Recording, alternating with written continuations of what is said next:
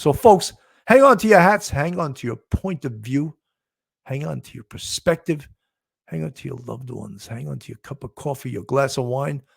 You're about to enter true crime from a police perspective. You're about to enter the off-the-cuff zone, the police off-the-cuff zone.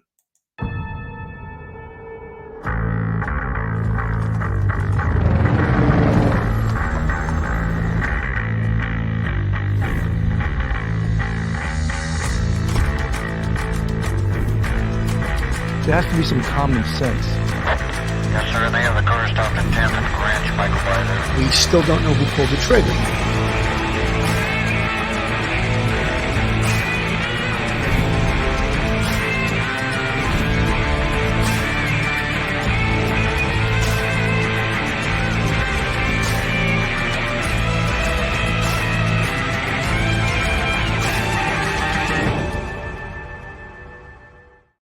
You know, joining me tonight, and I'm going to get him right on the show quickly because he's an important component of this show.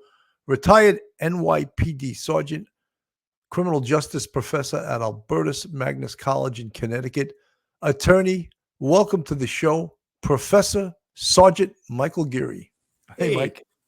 Bill, good evening. Good to see you, and welcome everyone to the chat. Welcome. You know, Mike, I think everyone likes to see you jumping into this because they realize you're the voice of reason. I can go off the edge once in a while, but that's all right.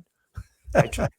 You need some emotion, and you bring it back down. Anyway, Mike, we're going to listen tonight to Stephan Sterns' parents, and we'll even compare some of the interview with the parents with some of the other recordings we had, the police recordings we have.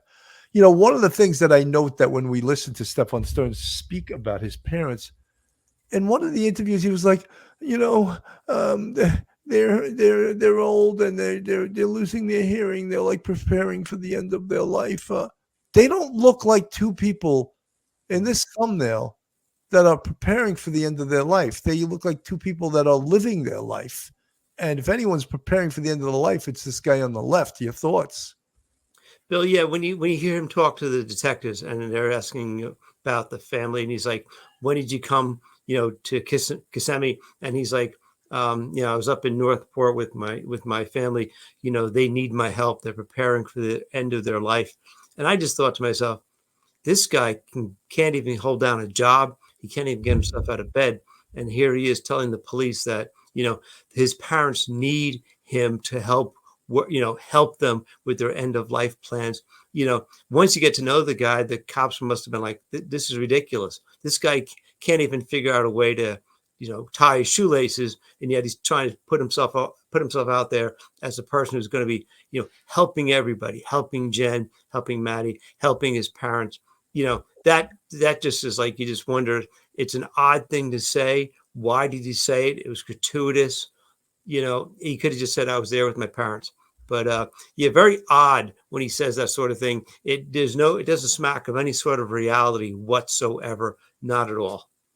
Mike, I listened to some of the parents' interview, and of course, we're going to put it on the screen. We're going to listen to not the whole thing because it's an hour and 40 minutes long.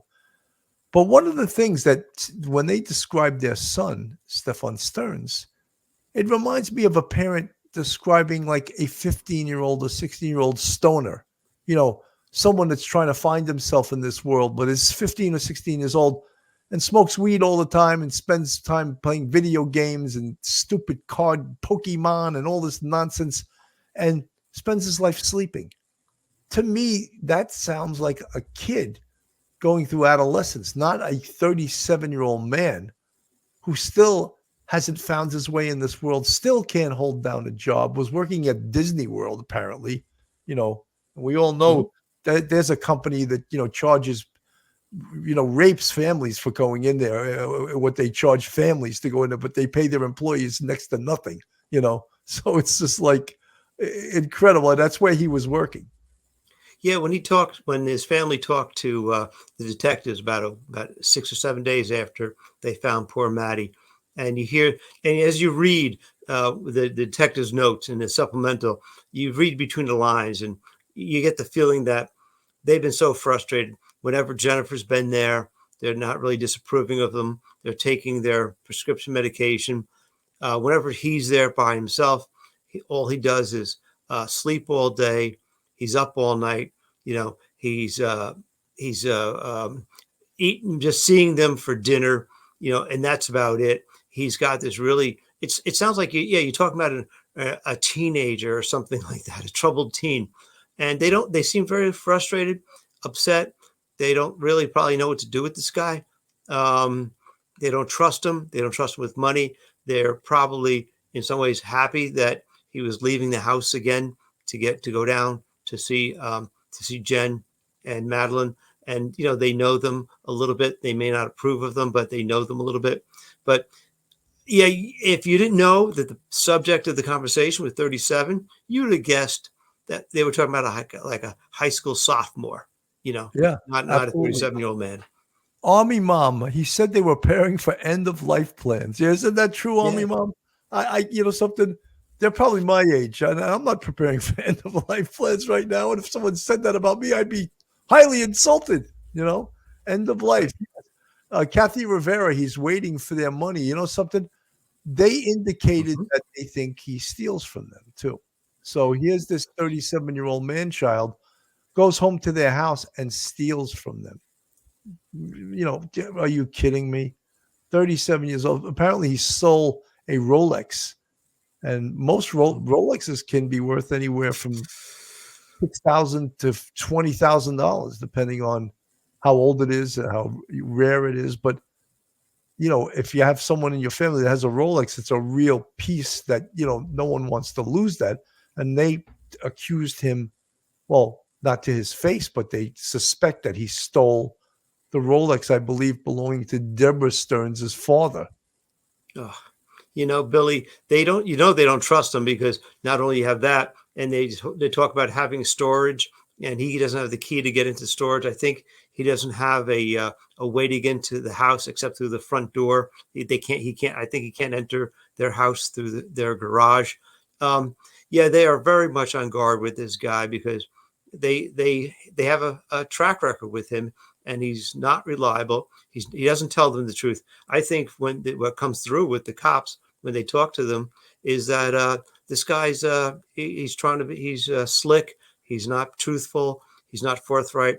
He's not honest. He's just somebody who you can't turn your back on the guy because he might take your wallet. Yeah, he is. It's almost like you're living with somebody who's a crackhead or a drug addict or something like that, and they need to steal all the time. There's a low level of stealing nonstop going on, and I think in some ways, you know, it weirdly, I don't mean it's not like praise or condemnation, is that in some ways maybe they feel like a lot of the answers, a lot of the questions they may have had about what he was doing, why he was doing, when he was doing it, have all been answered through this arrest. Yeah, absolutely.